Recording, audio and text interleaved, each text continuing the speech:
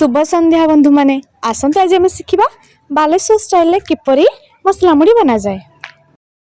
प्रथमे टमाटो पियाज आ काकुड़ी भी आपण ऐड करि परिबे।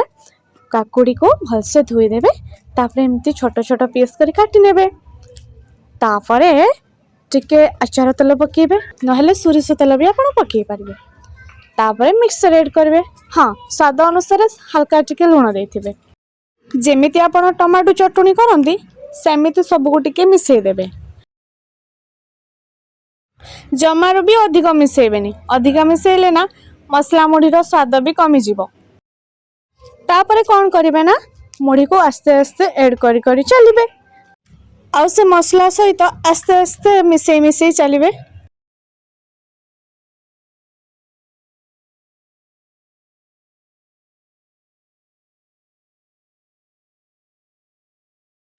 आपन को मसला अनुसार मुढ़ी पके सारला परे स्टॉप।